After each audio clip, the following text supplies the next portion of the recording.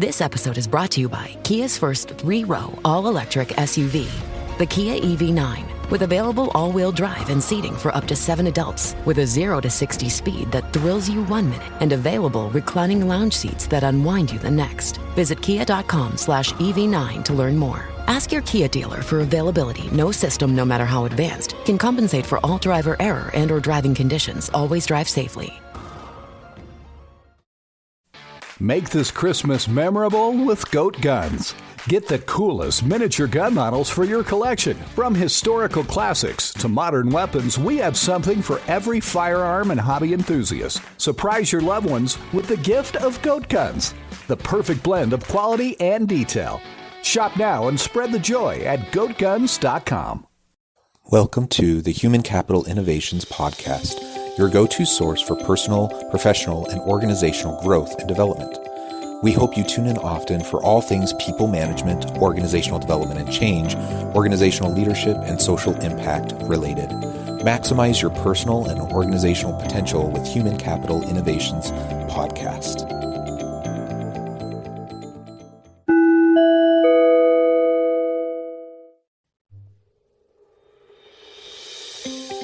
Welcome to the Human Capital Innovations Podcast. In this HCI podcast episode, I talk with Jeremy Neves about fear, acceptance, focus, desires, parenting, leadership, courage, and love.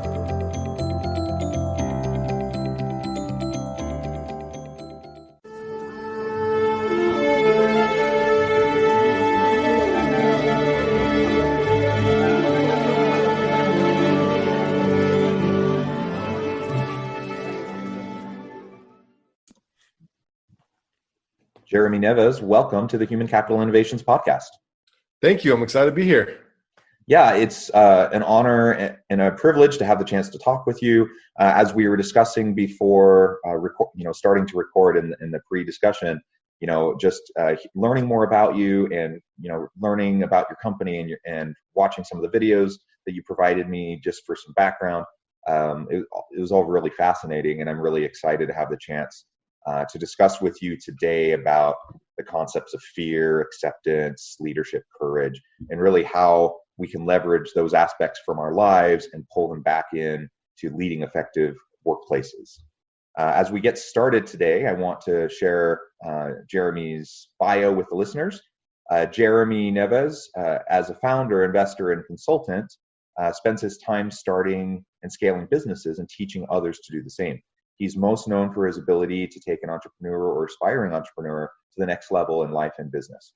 He and his team have been able to simplify the success in a business down to 3 main components: vision, culture, and strategy.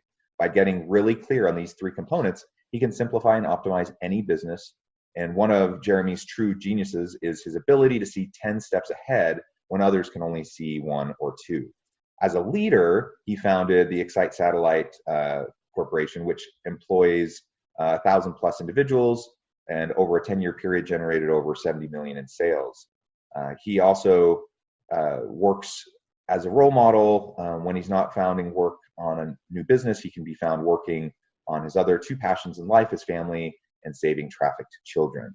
And I must say that aspect of your bio was something that really stuck out to me, and I applaud you for that work. It's one of the biggest tragedies, I think, not only in this country, but throughout the world. And so good work. Keep up the good work. And I'm really excited to have the chance to talk with you today. I'm so excited to be here with you today as well. Thank you. Thank you for that introduction. As we get started, is there anything else you would like to share with the audience, just by way of introduction or background? Yeah, I mean, you hit on a couple of those 2 things there. In business, I'm super passionate about business, always have been since a very young age. Had an entrepreneurial dad, and have just really been passionate about growing and building and progressing and learning and things. And spent 10 years of my career starting and growing a business. It was primarily Xcite Satellite. We were primarily door-to-door. So we had door-to-door teams all over the country selling internet and phone products. It was a great opportunity for me to learn and to grow, but also to help and teach others to do the same. We had a lot of independent contractors that ran their own teams and worked on straight commission. And so, it had a great opportunity to learn and grow as a leader in that opportunity. And then, I'm extremely passionate about my family and then also, recently in the last few years, been involved with this child trafficking and organization, nonprofit based here in Utah, and have had the fortunate pleasure of going undercover and rescuing children from trafficking. And so I feel like that's something that's getting louder and louder today. People are becoming more and more aware of the fact that it exists, and I'm super passionate about being a part of helping be part of the solution. Yeah, that's amazing. So, and it's not going to be the focus of the episode today, but I can't help but take a little bit of time to just pick your brain on the going undercover aspect of what you do. I mean, that's crazy stuff. I imagine you could tell a lot of stories, probably most of them quite horrific. But can you give us just a little bit of an overview of like what that looks like when you're involved in going undercover to save girls from sex trafficking? Absolutely. So with a quick context, like the U.S. is a big part of the problem, if not the greatest. We are the supply and we are the demand for the world. It's American men who are the largest producers and consumers, men and women who are the largest producers and consumers of child pornography, and which is the gateway and the causation of the problem that exists. And so, as an undercover agent and the way that we go about it, I'm not a law enforcement, and nor do we have jurisdiction in any of the places that we go, but we work with federal government law enforcement, and we come in as the American man with that face that the traffickers know so well, that come looking for to purchase these children for sex trafficking. And so we go into these other countries and pretend to be looking to purchase these girls. And we work our way up the chain and find traffickers and find more and more girls, get as many as we can into a house that we've secured for a house party. And we throw a fake party, and working with the federal agents, once money's been transferred and all the girls are in there, 70 federal agents come rushing in and arrest the traffickers and rescue the children. And the role that we play is really just kind of being that face, the story that they've seen over and over and over again, coming in looking to purchase these children. And it's really horrific. It's something that I thought would be my wife and I decided to do it. It's like I think I totally underestimated what it would take to sit across from these evil men and to play this role, and for the girls to never know that we're not the bad guys, but with the bigger picture in mind. It's something that we were able to kind of fight through. And I was part of an operation about 2 years ago. We rescued 48 girls, and ages from 13 to 18 years old, that have been taken from their families and were being trafficked multiple times a day. So, yeah. Wow. Well, I applaud you and everyone you work with for your courage and for your efforts. Man, I just can't even imagine. So keep up that good work. And I suppose, again, while that's not going to be the focus of our discussion today, it does feed into the topic, the topics that I want to explore with you today, as we think about aspects of courage, responding to fear, and leading out for the benefit of those around us. Something else, maybe, if you don't mind sharing, I know something that has great influence on you has been your son, and maybe you can share a little bit of that story, and then we can go into what you've learned from that and into an organizational leadership perspective. Absolutely. So I have a young boy. He's 4.5 years old now, and just have one child. And when he was born, I just remember, being a first-time dad, just like everything kind of changed in a moment. The unconditional love and the excitement of, always dreaming growing up of being a dad and what it would be like, and having a son, and all the things that we would do together, and the relationship just got so excited. And as he grew, we had a really good relationship. He also had a very, very good relationship with his mom, and he loved and adored his mom. And still loves and adores his mom. And over time, he started to express an interest in dolls and in princesses. And his favorite is Elsa. He absolutely loves Elsa. And so for, his second birthday, my wife bought him a blonde Barbie doll. He had been going through the store every single time, seeing these dolls and pointing at it and calling it mommy doll. It reminded him of his mom who had the blonde hair. And so, first I thought it was cute, and I was like, oh, it's funny. He loves his mom. He wants to be like her. But over time, it started to grow, and his fascination just got deeper and deeper and deeper. And it wasn't just the blonde dolls; it was every doll. And it wasn't just dolls; it was dresses. And it wasn't just dresses; it was dressing up like princesses and putting wigs on and shoes on and wanting to put makeup on. And as this began to happen, as this began to grow, all sorts of fears started to creep in. And at the time, I didn't realize the grip that fear had on me. But I had an experience. I'd picked up my son one day from a friend's house, and there was a rule that he couldn't wear dresses outside of our play with dolls and everything else, but they needed to stay here at the house.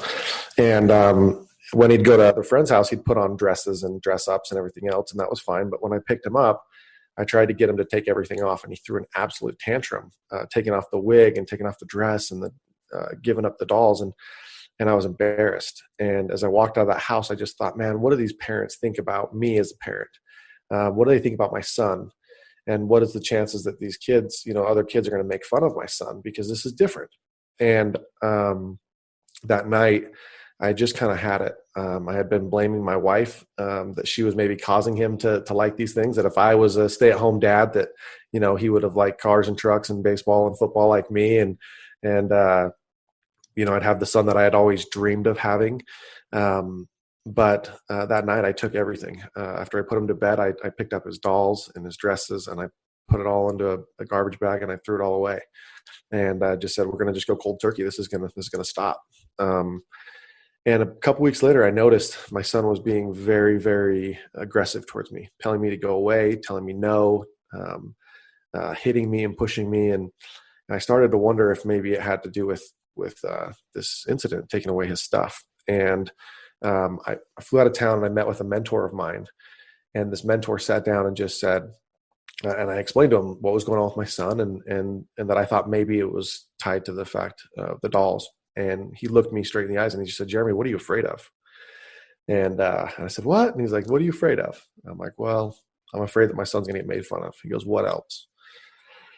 So I'm afraid that I'm afraid what other people think of me as a parent. And I'm afraid, he just kept drilling me. I said, I'm afraid that my son might want to be a girl. I'm afraid that my son might be gay. All of these fears were there, and I didn't even realize the grip it had on me. And he said, what if all those fears were to come true? And I just said, that would be really, really hard. And he said, yeah, I bet. He goes, would you still love him? I said, absolutely. Like, no question. That was an easy answer. He said, well, don't you think it's important that you show him that? I said, yeah. And he said, what do you want most? Like, what do you want absolutely most? And I just said, I want my son to know that I accept him. I want him to know that I love him. I want him to know that I'm there for him no matter what. There's nothing that's going to change whether or not I'll be there for him. And that night I called my wife and said, things are going to be different. I flew home the next day. I picked up my son. I got in my car at the airport. I drove straight home, picked up my son. I took him to the store. And we picked out the most beautiful Elsa dress you can find. And he hugged and kissed me and was just absolutely amazed. He's like, Dad, like, really, Dad? Like, you're going to let me have this? Like, you could tell it was this huge weight off his shoulders. Like, you're really going to let me do this? And it struck me so hard. Like, I just realized how much fear was driving me and how I wasn't going to let fear drive me anymore. And so, over time, a few weeks later, I surprised him again. I found online a 6'3", 220-pound person Elsa dress, and I got my own dress and my own wig, and I surprised him with that and asked him if we could play together, and he was just elated. And then, when Frozen 2 came out, we went to the theaters dressed up together. We went trick-or-treating together. We had a birthday party where we were all dressed up as Elsa. And I just really have it's changed my life, my relationship with my son, and showing him that, hey, I accept you. I love you. and I'm willing to do the hard things to. I'm willing to face my fears in order to show that, because that's what I want more than the other things that I was afraid of. Really, really powerful experience for me.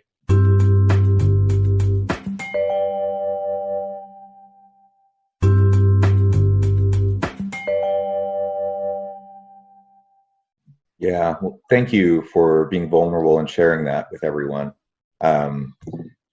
Yeah, I mean, that's tough stuff, and confronting our biases and our fears and learning to show unconditional love and acceptance to those around us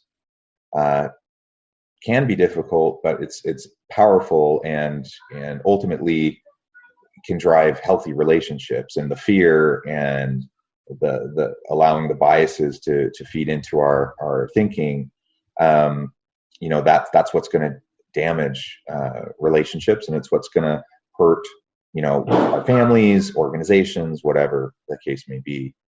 Now, pivoting a little bit from your sex trafficking work and from the experience with your son,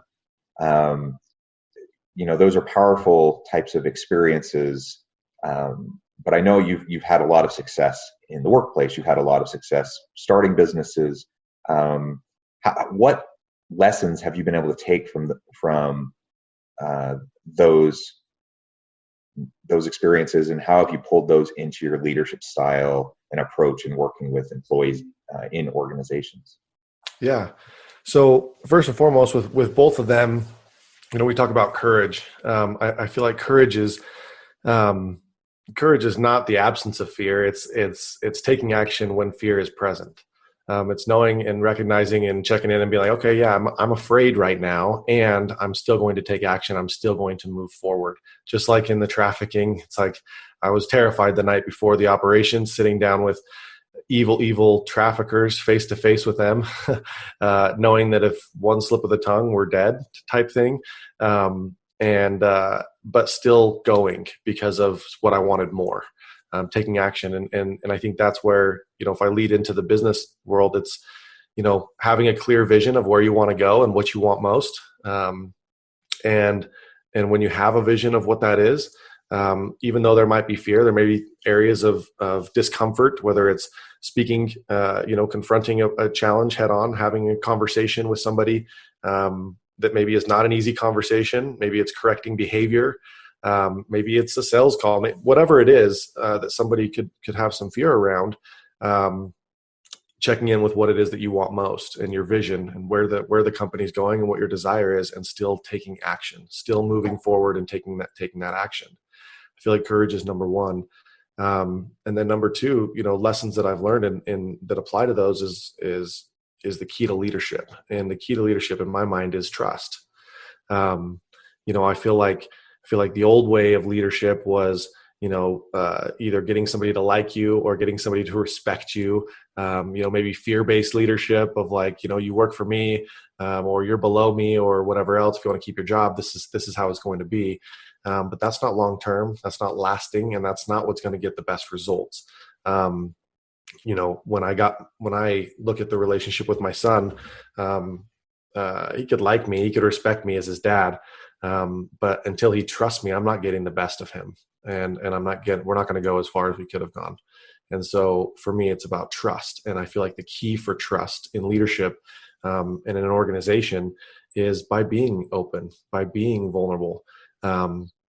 I think one of the most powerful things you can do is put yourself in the other person's shoes. Look at the bigger picture and then say, okay, here's where I want to go. Here's where I'm at, but also what might the other person be experiencing? What might they be going through? And how might I meet them where they are, and then lead them where we need to go together? And I feel like trust and courage are those two things that for me have been absolutely paramount in success. Yeah, I love that. And I agree. I think trust is essential.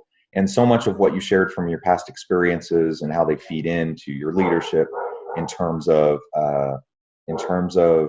love and acceptance, I think those are essential in developing trust and maintaining trust.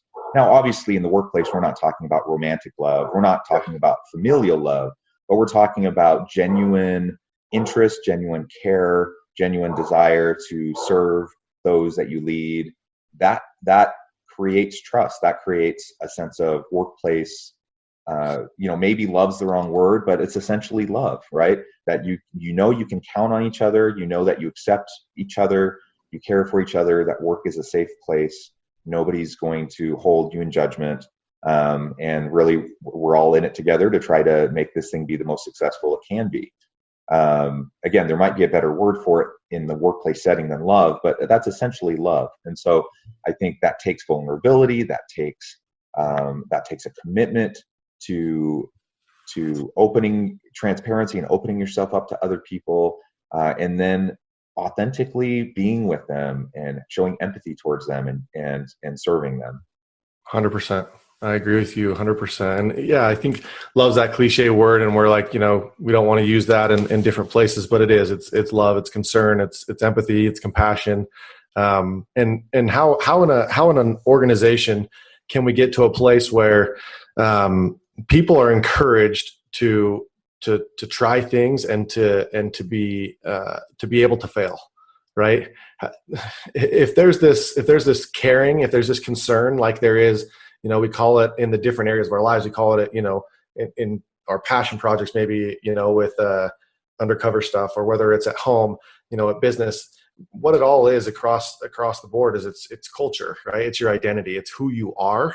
And so who you are and who you are in that company shouldn't be different. It should be similar. We should find people who are like us, who share the same identity, the same values, and those values come alive. And so in the organization, if there's an identity and there's a culture of acceptance, of love, of compassion, and if there's better words, then great. But the essence of those words, there's going to be a culture of go and try and fail and learn. Because if you can't have a culture of like, hey, be who you are and do your best and take risks and try things and have courage, and things not working out, doesn't mean that you failed. It just means that you learned what didn't work, and now you get to continue to move forward. And I think that that's a culture that will create, be a culture that is allowed to create, and that will evolve, and that will come together and be much stronger. Absolutely. Falling forward, failing fast. These are some of the cliche types of terms that we hear a lot in business, but they're true.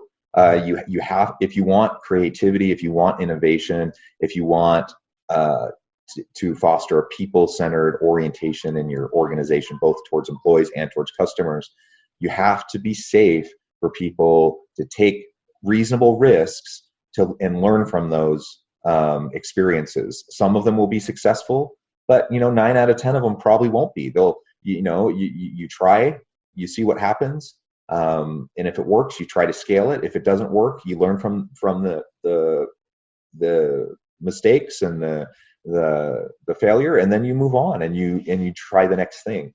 And the organizations that fade away, even the big conglomerate, big powerhouse organizations that end up failing and fading into the background, they're those that stop trying to innovate. They're the ones that feel like they have the corner on the market, they have it all figured out, and then they just try to maintain the status quo. And you can ride that out for a while, but only for so long before you just won't be able to survive in today's hyper-competitive global marketplace, where people are innovating rapidly and there's new technologies constantly. You just have to create that safe environment. So recognizing that fear is the number one deterrent to people innovating in organizations. That comes back to trust or lack thereof. That comes back to love, acceptance or lack thereof. If someone's worried about being punished, if they're worried about being found out because they're transgendered or LGBTQ plus individual, or whatever the case may be, whatever the thing they're concerned about being found out about. If that's the scenario that we're talking about in our workplace, people are going to be driven primarily by fear, and they're going to try to protect themselves, because that's human nature.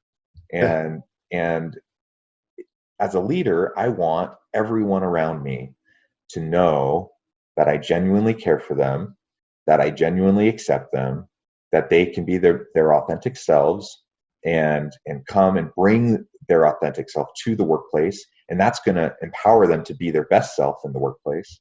And that they have that they're encouraged actually to take risk and to try new things and to be creative. And that's where the power comes from. And I think that's good leadership. I agree with you 100%. I feel like, I've heard you say a number of times safe, right? Safe is that word where it's like, man, if we could create safety, and you talk about human nature, right? Our basic human instincts, from back to caveman days is like safety. We know when we're safe, and when we know when we're at risk, and our bodies still react the same way. It goes into this fight or flight mode where it's like, I've got to just survive, go into survival mode. And if it's not safe, you're gonna have people in survival mode all the time, and you're not gonna get their creativity. They're gonna be their body, their mind, everything's gonna be so occupied with surviving instead of thriving. And as a leader, it sounds like you really value that safety. And so, there's this saying that you talk about fear. It's the greatest motivator, I think, that humans have and that they operate from. There's a saying that people run faster away from a burning building than they will run towards a pot of gold. And it just shows you that people, they're more focused on what they don't want to have happen than they are based on what they do want to have happen. And, I do this exercise with people, and I have them put their arms out by their side, and I have them look at their left hand and say, like, that is what you don't want. When you look at what you don't want, you can't see your other hand, and your other hand is actually what you do want. And so when you're focused on what you don't want, you can't even see what it is that you do want. So that's fear. If you're focused on fear, you still can't even see what you want. And if you accomplish it, let's just say that you get away from that burning building, and now you put that left hand down, it's like, well, you still can't see what you want. You just accomplished not having the thing you didn't want to have, which is not that is not the best way to be living your life. It's not the highest good. You might protect yourself. You might feel a sense of safety at the end of that, but you still aren't closer to where you want to be. And that's why I think so many people are, living the same life over and over, and they're not getting further or progressing. And that's a great funnel to put yourself through and just ask, like, what am I focused on? Is it what I want or what I don't want?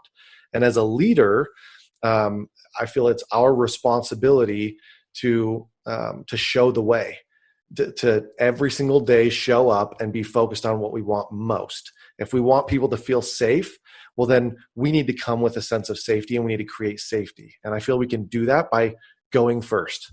Me standing up and telling this story about my son and I, it took a while to get there. Like, they were fears and they were insecurities, and I felt like maybe I was alone, and that people would, there's definitely some opposing thoughts and feelings to that experience. And the way that I handled it, some people still feel like it's the wrong way to go about it.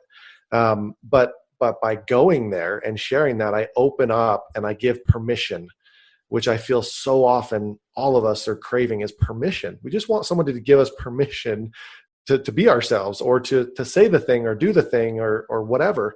And so as a leader, if I can show up and go there, it gives everyone else permission to do the same and to follow suit. And I think that's absolutely paramount if we want to further, create that safe place for people to be authentic and be able to progress together. Absolutely. Well said. We're about out of time, but before we part ways, I want to give you a chance to share with the listeners how they can get in touch with you, find out more about you. Would you mind sharing a little bit about that? Yeah, absolutely. So my website's jeremyneves.com. Neves is spelled 7 backwards. It's a great way for people to remember it. Neves 7. I'm on social media. I'm on Instagram, Facebook, YouTube. Again, it's just Jeremy Neves, Jeremy, and then Neves, Neves, which is 7 backwards. On Instagram, it's with an underscore after my name. But yeah, if you Google my name, you'll find me as well. I've been pretty active online, and so Jeremy Neves, you'll find me online as well. So yeah, I'd love to connect with anybody, and just feel free to reach out. Awesome. Well, thank you, Jeremy. It's been a real pleasure talking with you today. I really appreciate your insights and your vulnerability and your willingness to share. I encourage my listeners to reach out to Jeremy and get to know more about what he does. And thanks, everyone. I hope you have a wonderful rest of your week and stay healthy and safe. Thank you.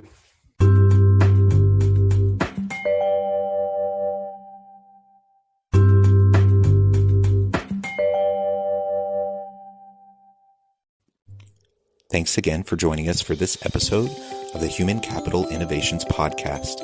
I hope you stay healthy and safe and that you have a great week.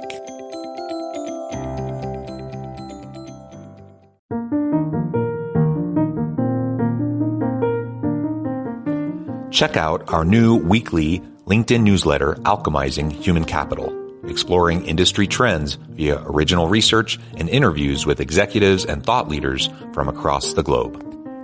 We look forward to having you join us. Make this Christmas memorable with Goat Guns. Get the coolest miniature gun models for your collection. From historical classics to modern weapons, we have something for every firearm and hobby enthusiast. Surprise your loved ones with the gift of Goat Guns, the perfect blend of quality and detail. Shop now and spread the joy at goatguns.com.